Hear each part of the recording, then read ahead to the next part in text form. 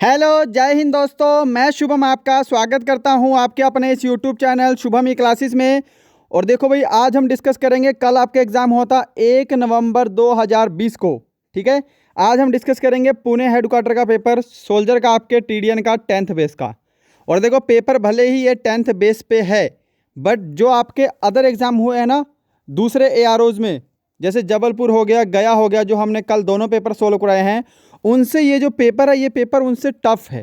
ठीक है, ये पेपर वाकई में थोड़ा अच्छे लेवल का पूछा गया है। 4-5 क्वेश्चन तो इसमें ऐसे हैं जो कि आपके आर्मी जीडी के लेवल, ट्रेडमैन के लेवल के है ही नहीं, बिल्कुल ही बाहर के हैं। और मैं गारंटी दे रहा हूँ, वो क्वेश्चन कोई करके नहीं आया होगा, किसी ने किया होगा तो तुक्का लगाया होगा, किसी को याद नहीं होगा वो क्वेश्चन। ठीक है, वो भी बताऊंगा इसमें कौन से क्वेश्चन ऐसे पूछे गए थे। और देखो, ये पुणे ट्रेडमैन का है, और इसके बाद एक पुणे का जीडी का पेपर है मेरे पास। ठीक है, वो भी इसके बाद अपलोड करूंगा। उसमें भी जो है क्वेश्चन अच्छे लेवल के पूछे गए हैं। ठीक है, मैथ जो है वो थोड़ा सा कैलकुलेटिव है। बाकी देखो, तो यहाँ पे हम सोल्व करते हैं आज का पेपर। देखो, पूरे के पूरे हम 50 क्वेश्चन यहाँ पे सोल्व करेंगे। और जिनका, जो लोग इस पेपर को दे के आए हैं, वो अपनी आंसर की समझ के अपना आंसर मैच करो कि आपके कितने ठीक हो रहे हैं।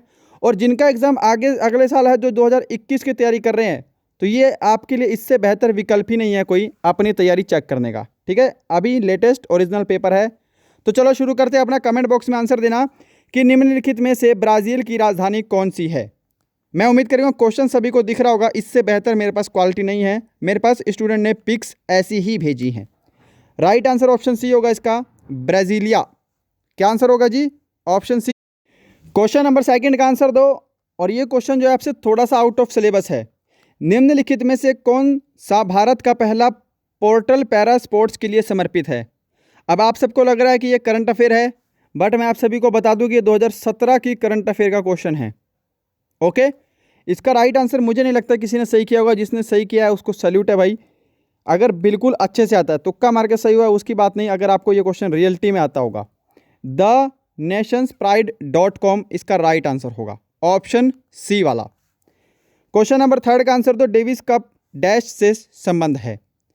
और देखो, यहाँ पे क्या है, आपको 3-4 क्वेश्चन एक साथ स्क्रीन पर दिख रहे हैं। ठीक है, इसलिए मैं आपको ज़्यादा समय नहीं दूंगा। आप क्या करो, 3-4 क्वेश्चन को आप पहले ही देख सकते हो। ठीक है, तो फटाफट से आंसर दे दिया करो। डेविस कप का संबंध है लॉन्ग टेनिस से। विश्व में कुत्तों की सबसे छोटी प्रजाति कौन सी है? ठीक है, ये छोटी लिखा है, छोटी है, स्मॉलेस्ट। तो देखो, ये भी क्वेश्चन आपके आउट ऑफ सिलेबस है। ठीक है, एसएससी लेवल में ये क्वेश्चन आते हैं एस टाइप के। यहाँ पे राइट आंसर होगा आपका ऑप्शन बी, चिहुआ चूहा। अजीब सा नाम है भाई। ठीक है, तो देख लेना, ये पेपर आपका पूछा गया, कल का ही पेपर है आपका, ओरिजिनल पेपर। मैं 1-2 क्वेश्चन थोड़े से टफ डाल देता हूँ, तो आप लोग बोलते हो बहुत टफ है। अब यहाँ पे क्या कमीशन को रिपोर्ट करोगे आप? चलो, फिफ्थ क्वेश्चन का आंसर दो। उस्ताद मंसूर किस मुगल शासक के राज्य में मशहूर चित्रकार थे? वैसे ये क्वेश्चन आसान है और इतना आसान भी नहीं है। ठीक है, इसका राइट आंसर होगा ऑप्शन ए, जहांगीर। इंकलाब जिंदाबाद का नारा प्रथम बार किसके द्वारा दिया गया? आंसर दे दो भाई फटाफट से, हम ज़्यादा समय के लिए नहीं रुकेंगे। ऑप्शन ए करेक्ट होगा इसका, श्री भगत सिंह। ओके, चलो क्वेश्चन नंबर 7 है आपके सामने। अजंता एवं अलोरा की गुफाएं डैश में स्थित हैं। आसान क्वेश्चन है ना? क्या आंसर होगा इसका? इसका आंसर होगा यहाँ पे ऑप्शन सी, महाराष्ट्र।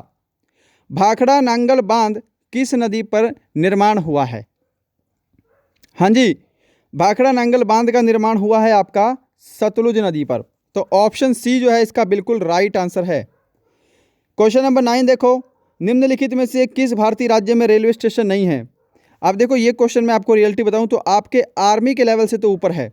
बाकी क्वेश्चन टफ नहीं है, थोड़ा सा आपके आर्मी के लेवल से हाई है। ठीक है, क्योंकि यहाँ पे आपको कन्फ्यूजन होगा नागालैंड और सिक्किम में।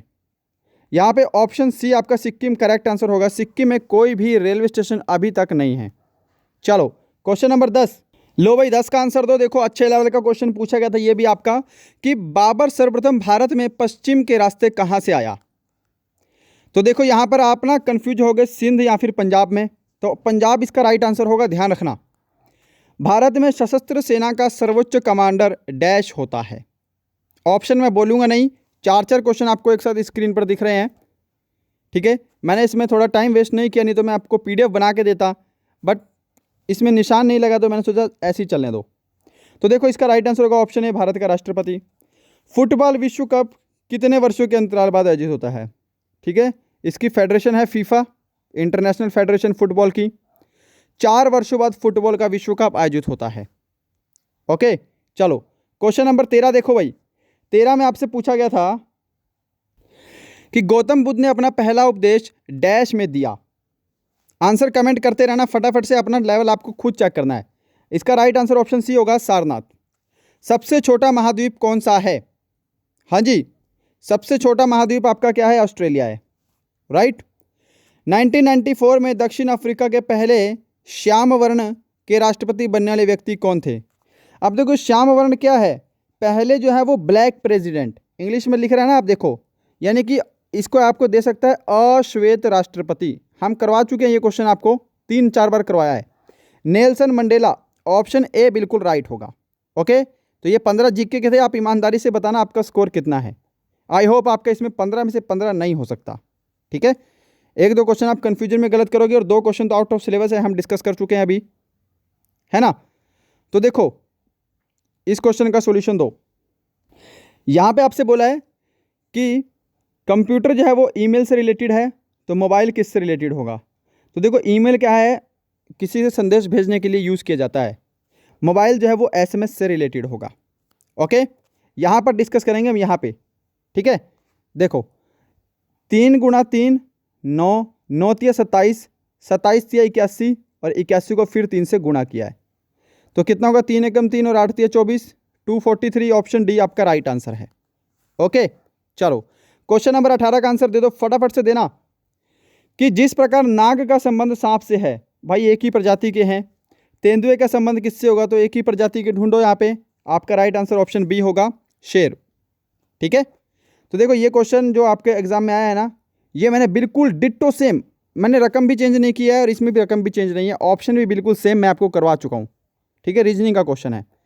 तो देखो क्या है यहाँ पे, CAT, इसको लिखा है आपका D और D और Y, ठीक है। C के बाद D, A के बाद क्या है B और C को छोड़ के फिर D, T के बाद क्या है U V W X, 4 चीज़ें छोड़ के फिर आपका Y है। समझ गए ना?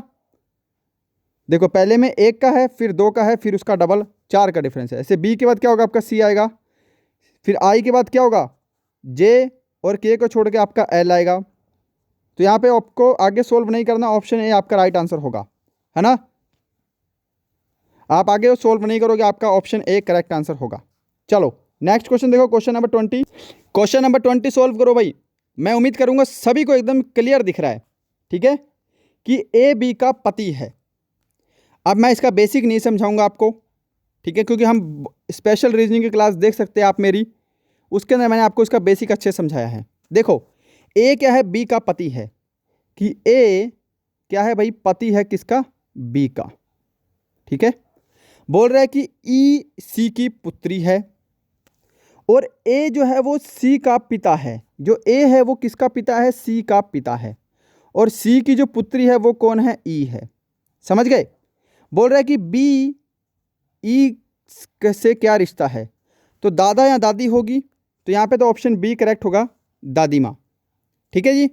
चलो 21 आपका क्या है? जनरल साइंस है, जनरल साइंस। और क्या है, कुछ कुछ ARO के पेपर ऐसे हैं जो कि बिल्कुल सेम है। जबलपुर में सेम है, रोहतक में भी सेम पूछा गया है, और आपके हमीरपुर में जो ARO है उसका पेपर बिल्कुल सेम है, कुछ भी चेंज नहीं है, ठीक है। तो कुछ कुछ ARO के पेपर मैं इसलिए नहीं करवा रहा हूँ क्योंकि बिल्कुल सेम टू सेम है। यदि आप ये पेपर भी देख लेंगे, और ये पुणे का पेपर कहीं भी सेम नहीं है। अच्छा, आपके पास अगर किसी का भी आर्मी कलर का जिन्होंने पेपर दिया है ना, 7560064101, ये मेरा व्हाट्सअप नंबर है।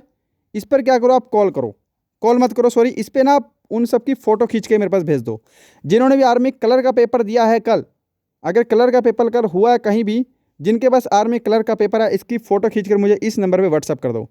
या फिर उसके अलावा GD ट्रेडमैन टेक्निकल कोई भी पेपर है जो कल हुआ है आपका 1 नवंबर को, उसकी फ़ोटो इस नंबर पे व्हाट्सअप कर दो, 7560064101। चलो इसका आंसर फटाफट करते हैं। एक मानव कोशिका में डैश गुणसूत्र पाए जाते हैं? 46। ओके, PV बराबर डैश कहलाता है। तो देखो ये बॉयल का नियम होता है, गैसीय नियम, PV is equal to nRT, ठीक है, ये बॉयल का सिद्धांत होता है। ऑप्शन बी करेक्ट होगा, ठीक है। थोड़ा अच्छा लेवल था इसका क्वेश्चन का।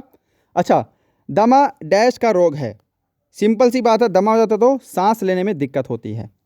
ऑप्शन सी करेक्ट होगा इसका। जब कार्बन को ऑक्सीजन में जलाया जाता है तो क्या उत्पन्न होता है? तो देखो इस क्वेश्चन में मैं थोड़ा सा कंफ्यूज हूँ, ठीक है। इसका आंसर मेरे हिसाब से ऑप्शन ए कार्बन डाइऑक्साइड होना चाहिए, कार्बन डाइऑक्साइड होना चाहिए, ठीक है। बाकी मैं श्योर नहीं हूँ, इसलिए मैं इस पर स्टार मार्क करता हूँ। I am very doubtful for this particular question, ठीक है। तो देख लेना इसका आंसर क्या है। अकॉर्डिंग टू मी इसका आंसर कार्बन डाइऑक्साइड होगा, राइट। चलो, नहीं तो मीथेन भी हो सकता है, बट उसके चांसेस कम हैं। क्वेश्चन नंबर 25 है, किसी चुंबक के चुंबकीय गुण को ख़त्म करने के लिए किसको अपनाया जाता है? तो सीधी सी बात है, अकॉर्डिंग टू अगर हम ऑप्शन जाएंगे तो ऑप्शन ए करेक्ट होगा। चुंबक को हथौड़े से पीटने पर उसका चुंबकीय गुण खत्म हो जाता है, या फिर उस चुंबक को अगर हम गर्म करेंगे तब भी उसका चुंबकीय गुण खत्म हो जाता है। सही है ना? चलो 26 का आंसर दो। लाल रक्त कोशिकाएं डैश में उत्पादित होती हैं। तो देखो आप सबने पढ़ा है अस्थि मज्जा, जिसको हम इंग्लिश में बोन मैरो बोलते हैं। तो हड्डियों के सार तत्व में पाया जाता है। हड्डी देखिए ना, मान लो ये क्या है, ये एक हड्डी है। फॉर एग्जांपल इसके बीच में जो भरा होता है ना, उसको हम बोलते हैं बोन मैरो। चलो 27 का आंसर दो। रतौंधी भोजन में डैश की कमी से होता है। रतौंधी किसकी कमी से होता है भाई? Night blindness is caused due to deficiency is. तो यहाँ पे क्या है, सिंपल सी बात है, option A correct, option B correct होगा, विटामिन ए। निम्न में से प्रोटीन का सबसे अच्छा स्रोत। अब अकॉर्डिंग टू ऑप्शन बताना है आपको। सोयाबीन यहाँ पे नहीं है, ठीक है, सोयाबीन सभी ने रट्टा मारा हुआ है। According to option, option D इसका राइट होगा, मछली, ठीक है भाई। चलो नेक्स्ट क्वेश्चन है आपके सामने, क्वेश्चन नंबर 29 कि निम्नलिखित में से कौन सा तरल सबसे कम घनत्व का होता है? सबसे कम घनत्व का तरल कौन सा होता है?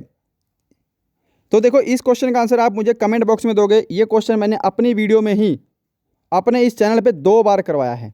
कितनी बार करवाया है? 2 या 3 बार करवा चुका हूँ। कमेंट बॉक्स में इसका आंसर देना, 29 का आंसर क्या होगा, ठीक है। मैं इसका आंसर नहीं देने वाला। 1-2 क्वेश्चन आप सस्पेंस में भी लेकर जाया करो। चूहे के जहर का रासायनिक नाम क्या है? बताओ जी, चूहे का जहर का रासायनिक नाम क्या है? Right poison called is zinc phosphide. Option C इसका बिल्कुल करेक्ट आंसर है। ओके, चलो आगे शुरू करो जवाब देना कि वायु में सबसे अधिक मात्रा डैश गैस की होती है। ऑप्शन डी राइट होगा, नाइट्रोजन, ठीक है, लगभग 78%। दृष्टि भ्रम कौन सा है? Which is optical illusion. सही जवाब इसका होगा ऑप्शन ए, मृग तृष्णा पूर्ण आंतरिक प्रावर्तन के कारण होती है, ठीक है। मृग तृष्णा, it is a optical illusion, दृष्टि भ्रम। शरीर की सबसे मजबूत मांसपेशी कौन सी है? आसान क्वेश्चन है ना, जबड़े की मांसपेशी। सूर्य प्रकाश के 7 रंगों का परिवर्णी शब्द क्या है? भाई इंद्रधनुष होता है, उसको हम क्या बोलते हैं? विबग्योर, ठीक है, विबग्योर। ऑप्शन सी बिल्कुल करेक्ट होगा। क्वेश्चन नंबर 35 है और आपका जो सामान्य विज्ञान का लास्ट पूछा गया था कि ओजोन का सूत्र क्या है? कमेंट करना शुरू करेंगे सभी। ओजोन का सूत्र O3, ये ऑक्सीजन का एक प्रारूप है। O3 जो है इसके सूत्र होता है। चलिएगा क्वेश्चन नंबर 36, मैथ का भी मैं इसी में सोल्व करूंगा। फटाफट से आपको आंसर देना है। देखो ये अच्छे लेवल का क्वेश्चन पूछा गया था, ठीक है। भले ही आपका एग्जाम 10 लेवल का है, कमेंट तो आप मुझे कर देते हो कि आप थोड़ा आसान पढ़ाओ। तो देखो आपके लिए क्या है कि आपको सभी तरीके के क्वेश्चन को लेकर चलना होता है, ठीक है। कभी कभी एग्जाम में 1 या 2 क्वेश्चन टफ पूछ जाता है, कभी कभी 5 क्वेश्चन टफ आ जाएंगे। तो आप एग्जाम बार बार तो नहीं दोगे कि इस बार चलो टफ आ गया अगली बार दे देंगे, है ना। तो दोनों कंडीशन अपने साथ लेकर चला करो। चलो इसका आंसर दो फटाफट से। क्वेश्चन दिख रहा है ना कि किसी घन के प्रत्येक किनारे को 50% बढ़ा दिया जाए तो उसके पृष्ठभाग का क्षेत्रफल कितने प्रतिशत बढ़ जाएगा? तो सबसे पहले जो घन होता है यहाँ पे सोल्व करेंगे, देखो, ठीक है। घन का जो पृष्ठ क्षेत्रफल का फॉर्मूला होता है वो होता है आपके 6a²। ये होता है घन के पृष्ठ क्षेत्रफल का फॉर्मूला। अब हमें घन की भुजा नहीं पता, तो मैं क्यों ना घन की भुजा को 10 मान लूँ। जो घन की भुजा है उसको मैंने 10 मान लिया, कोई प्रॉब्लम नहीं है ना, कुछ भी मान सकते हो, नो प्रॉब्लम, क्योंकि सारा खेल परसेंटेज में हो रहा है। तो देखो अगर मैं घन की भुजा 10 मानूँ तो 6 10 का होल स्क्वायर। तो पहले क्षेत्रफल कितना था उसका पहले पृष्ठ का क्षेत्रफल कितना था भाई? तो यहाँ पे होगा आपका 600, यानी कि उसका जो पहले क्षेत्रफल था वो था आपका 600। सिंपल। कह रहा है कि प्रत्येक किनारे को 50% बढ़ा दिया गया। अगर उसके घन की भुजा 10 है, सबको 50% बढ़ाएंगे तो अब घन की भुजा नई वाली कितनी होगी? वो होगी आपकी 15। 10 का 50% 5 और 5 जोड़ दोगे तो 15। तो अब इसका एरिया कितना हो गया? अब इसका एरिया निकालो भाई। अब इसका कुल पृष्ठीय क्षेत्रफल, जो इसका पृष्ठीय क्षेत्रफल है वो कितना हो गया? करो भाई। तो देखो 15 का स्क्वायर 225 और 225 को आपको 6 से गुणा करना है, क्योंकि समझ गए ना। तो देखो 6 पंजे 30 का 0 हासिल 3, 6 दूनी 12 और 3 15 का 5 हासिल 1, 6 दूनी 12 और 1 13। तो 1350 यहाँ पे आपका आएगा दूसरा एरिया। अब आपको बोला है कि ये इससे कितने प्रतिशत बढ़ जाएगा। तो पहले 600 था, अब 1350 हो गया। कितना बढ़ा है? यहाँ पर देखो आपका बढ़ा है ये 750। कितने से बढ़ा है? 600 से, इंटू 100। बस यही पूछा है, उड़ा दो। 6 से कैंसिल करेंगे, 6 कम 6, 6 दूनी 12, आगे 6 पंजे 30। 125% ऑप्शन डी करेक्ट होगा। ऑप्शन डी इसका बिल्कुल करेक्ट आंसर होगा। क्या सभी भाई समझ पाए हो? ऑप्शन डी इसका राइट आंसर है। चलो क्वेश्चन नंबर 37, आसान था क्वेश्चन, आसान क्वेश्चन एकदम, कि एक समांतर चतुर्भुज का क्षेत्रफल ज्ञात करो जिसके आधार 35 मीटर और ऊंचाई 18 मीटर हो। सिंपल सी बात है, सम चतुर्भुज का क्षेत्रफल क्या होता है? आधार गुणा ऊंचाई, राइट। तो देखो सीधी सी बात है, 35 को 18 से ही गुणा करना है आपको बस। तो 35 गुणा 18, तो गुणा करते हैं यहाँ पे अपने तरीके से। मैं गुणा कर रहा हूँ 350, 8 पंजे 40 हासिल 4, 8 3 24 और 4 28। ओके, तो यहाँ पे आपका कितना होगा? यहाँ पे आपका 630 होगा। ठीक है, 8 और 5 13, 630। ऑप्शन बी आपका करेक्ट आंसर है। चलो क्वेश्चन नंबर 38, जल्दी से दे दो सॉल्यूशन इसका। यहाँ पे देखो कोई ज़्यादा टफ क्वेश्चन नहीं है। पहले मैं आपको दिया, मैं क्वेश्चन लिख देता हूँ बड़ा बड़ा, a प्लस बी का होल स्क्वायर। यहाँ पे लिखा फिर माइनस ए स्क्वायर माइनस बी स्क्वायर। बस ये आपको सोल्व करना है, सिंपल। तो देखो a प्लस बी का होल स्क्वायर है, इसको आपको पहले खोल लेना है। a प्लस बी के होल स्क्वायर का सूत्र क्या होता है? वो होता है आपका a square plus B square plus 2ab, right. और यहाँ पे आपको ये एज इट इज लिख दो, यहाँ पे माइनस ए स्क्वायर माइनस बी स्क्वायर। तो देखो ये प्लस का ए स्क्वायर है, ये माइनस का स्क्वायर है, कट गया। ये प्लस का बी स्क्वायर है, ये माइनस का बी स्क्वायर है, ये भी आपस में कैंसिल हो गया। बचा क्या? 2ab। तो यहाँ पे 2ab, ऑप्शन ए आपका राइट आंसर होगा। सही है ना। चलो नेक्स्ट क्वेश्चन 39 देखो, कि 30 रुपये में 10 किताबें खरीद सकते हैं तो 45 रुपये में कितनी किताबें खरीदेंगे? अरे भाई 10 किताबें हैं जिसका मूल्य कितना है? 30 रुपये है। तो 10 को अगर मैं 30 से भाग कर दूं तो एक किताब का मूल्य आ जाएगा 1/3। 45 रुपये में कितनी किताबें आएंगी? 45 से गुणा करेंगे हम, सीधी सी बात है। तो 15 या 45, 15 किताबें आ जाएंगी। कहाँ है? ऑप्शन ए में। सही है ना। देखो 40 क्वेश्चन है, सिंपल। एक अर्धवृत्त के आंतरिक कोण का माप कितना होता है? अगर एक पूर्ण वृत्त होता तो उसके आंतरिक कोण का माप 360 होता। अगर अर्धवृत्त है तो आधा कर दो 180 डिग्री। क्या ऑप्शन ए राइट है सभी का? चलो क्वेश्चन नंबर 41। अभी तक जिन्होंने लाइक नहीं किया ना भाई, तो लाइक कर देना। मुझे वीडियो को लाइक चाहिए बस, ठीक है। जितना मर्जी वीडियो बनवा लो, जितना मर्जी काम करवा लो, कोई प्रॉब्लम नहीं, बस लाइक करोगे उतना काफ़ी है। तो यहाँ पर देखो इसका एलसीएम बताना था आपको। सिंपल सी बात है, यहाँ पे 12 गुणा 6 60 आपका राइट आंसर होगा, ऑप्शन ए। ठीक है, एलसीएम में तो क्या आपको समय दूं मैं। चलो नेक्स्ट यहाँ पर देखो 42 नंबर क्वेश्चन। 42 number question. तो यहाँ पर लिखा है कि निम्न 5 संख्याओं का औसत 8 है। 5 संख्या 7 5 x 3 12, x का मान बताना है। क्वेश्चन दिख रहा है ना। तो देखो औसत क्या होता है कि आंकड़ों का जोड़ बटे आंकड़ों की संख्या। तो आंकड़ों का जोड़ करो पहले, 7 और 5 12, 12 और 3 15, और 15 और 12 15 और 12 28 प्लस x। ठीक है जी, समझ में आया ना। 15 और 12 27 होता है। 28 बोल रहा हूँ, आप लोग कुछ बोलते नहीं हो। ओके, 15 और 12 27 प्लस x। तो ये हो गया आंकड़ों का जोड़। कुल संख्याएं कितनी है? 5। तो ये आपका औसत हो गया, और औसत आपको कितना दे रखा है? यहाँ पे 8 दे रखा है। समझ गए ना? अब ये 5 इधर जाके 8 में गुणा हो जाएगा, तो क्यों ना मैं इसको सीधा काट के यहाँ पे 40 ही कर लूँ। 40 हो गया। 27 इधर जाके 40 में माइनस होगा, तो x का मान कितना बचेगा? 40 माइनस 27 कर दो भाई, 3 और 1। तो यहाँ पे आपका राइट आंसर होगा 13, ऑप्शन ए। चलो 43 भी बिल्कुल सेम है, मैं इसका सोल्व नहीं करने वाला। इसका राइट आंसर होगा ऑप्शन डी 67। माध्य निकालना है, इन सभी को जोड़ो और जितनी संख्याएं हैं उनसे भाग कर दो बस। ठीक है, ऑप्शन डी राइट होगा इसका। 44 क्या कह रहा है कि किसी वस्तु का अंकित मूल्य 500 रुपये है, इसे क्रमिक 20% और 10% की छूट देकर बेचा गया, तो विक्रय मूल्य बताओ। तो मैं यहीं पे कर देता हूं। देखो 500 रुपये किसी का क्या है? अंकित मूल्य है। पहले 20% की छूट दी, 20% को मैं 80/100 लिख सकता हूं क्योंकि ये छूट दे रहा है। फिर 10% की छूट दी, तो गुणा 10% को मैं 90/100 लिख सकता हूं क्योंकि ये छूट है। समझ गए ना? देखो 0 से आपकी 0 कट गई, 20 चौके 80 और 20 पंजे 100, 5 से आपका ये 5 कट गया, तो 90 गुणा 4 कितना होता है भाई? 360 होता है, 360। कौन सा ऑप्शन?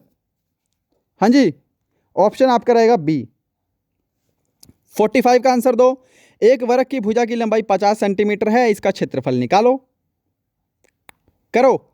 तो देखो वर्ग की भुजा का 50 दे रखी है आपको, क्षेत्रफल क्या होता है? इसकी भुजा का स्क्वायर कर देना, तो 50 का स्क्वायर कितना होता है? 2500 होता है। राइट, ऑप्शन बी इसका करेक्ट आंसर होगा। ऑप्शन बी मत करना भाई, यहाँ पे तो गड़बड़ है। ऑप्शन ए करेक्ट आंसर होगा। देखो छोटी सी मिस्टेक मैंने कर दी, 50 सेंटीमीटर दे रखा है आपको, तो आपका आंसर भी तो वर्ग सेंटीमीटर होगा। ठीक है, अब कुछ लोग अगर ऑप्शन बी करके आए होंगे ना, तो भाई देखना ये आपकी बहुत बड़ी गलती है फिर। ठीक है, यहाँ पे देखो कैसे कंफ्यूजन किया हुआ है, यहाँ पे आपको मीटर में भी दे रखा है 2500। चलो 46, यहाँ पे तो मैंने ठीक कर दिया, पर पेपर में कैसे करोगे? 46 आपके सामने बिल्कुल सिंपल क्वेश्चन है कि 600 का 43% माइनस 300 का x% 399 है, तो x का मान ज्ञात करो। लगा लो कॉपी पेन और सॉल्यूशन पे लग जाओ। देखो बोल रहा है कि 600 का 43% यानी कि 43/100। ठीक है, इसको कहाँ पे करें? यहाँ पे करते हैं कि 600 का 43/100 43% माइनस नहीं है, प्लस है, प्लस 300 का x% यानी कि x/100 कितना है? 399 है। x का मान निकालना है ना, कितना सिंपल क्वेश्चन है भाई। तो देखो 0 से 0 कट गई हमारी, यहाँ पर ये 0 से हमारी ये 0 कट गई। 43 को 6 से गुणा करो, 6 तिया 18 का 8, हंसी लेग 6 चौका 24 और 1 25, 258 plus 3x is equal to 399। समझ गए? ये 258 इधर जाके 399 में क्या हो जाएगा? माइनस हो जाएगा। तो माइनस करते हैं 258 डायरेक्ट, तो 141, 3x की वैल्यू 141, x की वैल्यू निकालनी है भाई। ठीक है ना, x की वैल्यू निकालनी है, तो 3 से कैंसिल करो, 3 चौके 12, 3 सता 21, 47 क्या राइट आंसर है आपका? Option C 47। ओके, चलो 47 नंबर क्वेश्चन भी देख लो फिर इसी के साथ, कि क्या बोल रहा है कि x के स्थान पर क्या आएगा? 1, 5, 13, 29, यहां पे बताना है कि क्या आएगा। तो देखो 1 से लेके 5 में कितने का डिफरेंस है? 4 का डिफरेंस है। 5 और 13 में कितने का डिफरेंस है? 8 का डिफरेंस है। 13 और 29 में कितने का डिफरेंस है? 16 का डिफरेंस है। तो आपको दिख रहा है कि ये डबल हो रहा है, 4 से 8, 8 से 16, 16 से फिर कितने का अंतर होगा? 32 का अंतर होना चाहिए। संख्या आपके पास लास्ट 29 है, तो अगर 29 में मैं 32 जोड़ दूंगा, तो यहाँ पे आपका कितना आएगा? 61 आएगा। 61 आपका करेक्ट आंसर होगा यहाँ पे ऑप्शन बी में। समझ गए? चलो 48 नंबर क्वेश्चन को सॉल्व करो। 48 कह रहा है कि ए और बी की वर्तमान आयु का अनुपात 4:5 है। 18 वर्ष पहले यह अनुपात 11:16 था। उनकी वर्तमान आयु का कुल योग ज्ञात करो। तो देखो मैंने आपको ये क्वेश्चन करवाया है, इसके ऊपर मैंने स्पेशल वीडियो दिया है आपको, आयु वाले चैप्टर के ऊपर अलग से एक वीडियो ही बनाया है। तो देखो प्रेजेंट में उनकी आयु का अनुपात कितना है, 4:5 है, और 18 वर्ष पहले यह अनुपात 11:16 था। ठीक है, 18 वर्ष पहले। अब सबसे पहले मेरे को ये देखना है कि क्या रेशो में अंतर बराबर है। तो यहाँ पर रेशो में अंतर बराबर नहीं है। ठीक है, क्योंकि यहाँ पे 7 का अंतर है और यहाँ पे आपका अंतर कितने का है भाई, यहाँ पे आपका 11 का अंतर हो रहा है। ठीक है, तो पहले आपको डिफरेंस बराबर कर लेना है। अब डिफरेंस बराबर करने के लिए इनके डिफरेंस 1 है और इनका डिफरेंस 5 है, इन दोनों के डिफरेंस को एक दूसरे से मल्टीप्लाई करना होता है। ठीक है ना, तो देखो 5 को मल्टीप्लाई करूँगा यहाँ पे, तो यहाँ पे बनेगा 5 चौके 20 और 5 पंजे 25, और ऊपर तो आपका 11:16 ही रहेगा, क्योंकि नीचे क्या है, 1 है। तो अब आयु में डिफरेंस देखो, रेशो में डिफरेंस है 9 का, दोनों साइड 9 का डिफरेंस है। समझ गए ना, तो यहाँ से मैं बोल सकता हूँ कि 9 डिफरेंस है और यहाँ पे डिफरेंस कितने का है, उम्र में 18 है। 9 की वैल्यू 18 के बराबर हो जाएगी, तो 9 एकम 9 और 9 दूनी 18। एक रेशो का मान 2 के बराबर है। हमको बोलना है उनकी वर्तमान आयु का योग। तो देखो वर्तमान आयु की रेशो तो ये है दोनों की, अगर मैं इन दोनों की रेशो का योग कर दूं तो कितना हो जाएगा, 45 हो जाएगा। समझ गए ना, तो देखो एक रेशो का मान 2 है, तो 45 रेशो का मान कितना हो जाएगा, 45 दूनी 90। कहाँ है, ऑप्शन ए राइट होगा। चलो क्वेश्चन नंबर 49, कितना आसान है। देखो यहाँ पे सूत्र लगा है आपका a² - b²। इसका सूत्र होता है a + b और a - b। ठीक है जी, बट ये ध्यान रखो यहाँ पे क्या है, स्क्वायर है और यहाँ पे 16 है, तो 16 का अंडर रूट क्या होगा, 4 होगा। तो a का मान कितना होगा, 4a होगा, और b का मान कितना होगा, यहाँ पे 3b होगा, क्योंकि 9 जो है वो 3 का स्क्वायर होता है। तो देखो ये a है, ये b है। समझ गए, पहला फॉर्मूला लगेगा a + b, तो ये a + b। दूसरा क्या लगेगा, a - b, यानी कि 4a - 3b। अब आंसर मैच करो, कौन से आपके ऑप्शन मैच हो रहे हैं। तो यहाँ पे ऑप्शन सिर्फ और सिर्फ सी मैच हो रहा है। ठीक है जी, चलो नेक्स्ट है यहाँ पे क्वेश्चन नंबर 50 है और आज का लास्ट क्वेश्चन है भाई, कि एक आदमी पानी के बहाव के विपरीत दिशा में 13 किलोमीटर और बहाव की दिशा में 28 किलोमीटर जाने के हर बार 5 घंटे का समय लेता है, तो पानी के बहाव की चाल क्या होगी। सिंपल है बिल्कुल। अगर आपको धारा की चाल बोल रहा है, पानी के बहाव की चाल बोल रहा है, तो आपको x - y/2 करना होगा, और ये x और y क्या है, इनकी गतियां हैं। तो देखो पहले केस में बोल रहा है कि 13 किलोमीटर की दूरी है, 5 घंटे लग रहे हैं उसको हर बार, इसको 5 घंटे में तय कर रहा है। और क्या है, एक 28 किलोमीटर की दूरी है, उसको भी क्या कर रहा है, 5 घंटे में तय कर रहा है। तो देखो ये डिस्टेंस अपॉन में टाइम, डिस्टेंस अपॉन में टाइम, स्पीड हो गई ना। अब दोनों की स्पीड का अंतर और उसको 2 से भाग करना है, दोनों की स्पीड का अंतर ले लो और इसको पूरे को आपको 2 से भाग करना है, बस। समझ गए ना, तो देखो इसको सोल्व करने पे हमारा क्या बनेगा, ये यहाँ पे आपका बनेगा 15/5 और बटे में 2। तो ये 2 नीचे से रहकर कहाँ से चला गया भाई, ऊपर चला गया। 5 तिया 15, सॉरी ऐसे नहीं होगा, यहाँ नीचे 2 है, ये 5 पहले ही कट रहा है ऑलरेडी, 5 तिया 15, ठीक है 3, तो यहाँ पे 3/2, 3/2 का मतलब होता है 1.5 किलोमीटर प्रति घंटा। ऑप्शन बी इसका करेक्ट आंसर होगा। तो गाइस ये था आपके कल का पुणे का ओरिजिनल पेपर। बताना आपको सॉल्यूशन कैसा लगा और आपके यहाँ पे कितने क्वेश्चन ठीक हुए हैं। इसका पीडीएफ मैं टेलीग्राम चैनल पे शाम को डलवा दूंगा, वहाँ से आप पीडीएफ भी डाउनलोड कर सकते हैं बिल्कुल फ्री में, राइट। तो मिलते हैं नेक्स्ट वीडियो में, तब तक के लिए जय हिंद जय भारत।